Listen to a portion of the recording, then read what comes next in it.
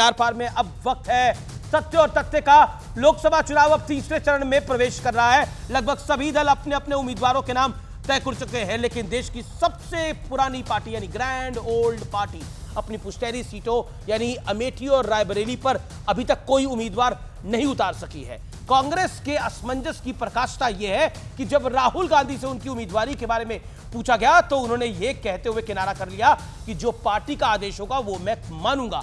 कहा जा रहा था कि राहुल गांधी के नाम का ऐलान दूसरे राउंड से पहले हो सकता है, फिर खबरें आई कि दूसरे राउंड के बाद होगा, यानी जब वायनाड की वोटिंग हो जाएगी तब उसके बाद राहुल गांधी अमेठी से उतर जाएंगे यानी मैदान में आ जाएंगे। लेकिन अभी तक ऐसा नहीं हुआ है। सवाल यह है कि जिन सीटों पर इंदिरा गांधी, संजय गांधी, श्री राजीव गांधी, सोनिया गांधी और राहुल गांधी अपनी अपनी उम्मीदवारी पेश करते हो, जीत चुके हो, उन सीटों की आज ऐसी हालत क्यों हो गई है? जो सीटें पहली पंक्ति में आती थी वो आखिरी पंक्ति में क्यों आ गई है? शायद इस हिचकिचाहट के पीछे 2019 का वो चुनावी नतीजा है जिसकी कड़वी खूंट कांग्रेस और गांधी परिवार आज तक पी रहा है। किसी ने कभी नहीं सोचा था कि जो राहुल गांधी 2014 में करीब 1 लाख से अधिक वोटों से जीते थे वो 2019 में करीब 55,000 वोटों से स्मृति ईरानी से चुनाव हार जाएंगे। पॉलिटिकल एक्सपर्ट्स के मुताबिक 2019 में कांग्रेस की हार और बीजेपी की जीत की दो सबसे बड़ी वजह थी भारतीय जनता पार्टी का वर्क कल्चर और बीजेपी की उम्मीदवार स्मृति ईरानी की न्यू एज पॉलिटिक्स। 2014 में जब स्मृति ईरानी चुनाव हार गई लेकिन उन्होंने ऐलान किया कि वो अमेठी छोड़कर कहीं नहीं जाएंगी।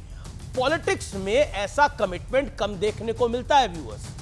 अब यह विडंबना ही है कि जो अमेठी राहुल गांधी के लिए घर जैसी थी उसे उन्होंने हारते ही छोड़ दिया और भारत जोड़ो न्याय यात्रा के अलावा शायद ही राहुल गांधी अमेठी गए, बल्कि 2021 में तो उन्होंने यहां तक कह दिया कि उत्तर भारत के मुकाबले दक्षिण भारत में पॉलिटिक्स ज्यादा सतही होती है। लेकिन स्मृति ईरानी जो मूलतः अमेठी की रहने वाली नहीं थी, उन्होंने हारने के बावजूद अमेठी को अपना घर मान लिया, घर बना लिया और अमेठी ने 1980 में गांधी परिवार से सबसे पहले संजय गांधी को संसद भेजा।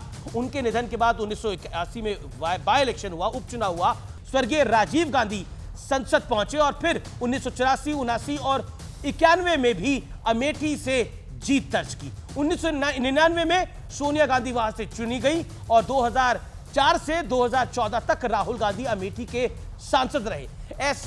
ऐसी सीट पर राहुल गांधी का 2019 में हारना कोई साधारण घटना नहीं थी।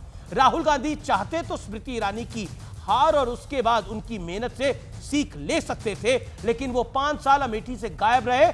दूसरी ओर रायबरेली से प्रियंका गांधी को उतारने की मांग हो रही है, लेकिन शायद अमेठी वाला डर कांग्रेस को रायबरेली में भी सता रहा है, ऐसा पॉलिटिकल पंडित मानते हैं। हालांकि अमेठी और रायबरेली में नामांकन 3 मई तक होना है, अभी चंद दिन बचे हैं, यानी कांग्रेस के पास 4 दिन बाकी हैं। और इतिहास गवाह है कि 43 साल पहले 1981 में राजीव गांधी भी कांग्रेस ने अंतिम क्षणों में उम्मीदवार बनाए थे। यानी कांग्रेस इस बार भी ऐसा कुछ कर सकती है और बीजेपी को झटका भी दे सकती है।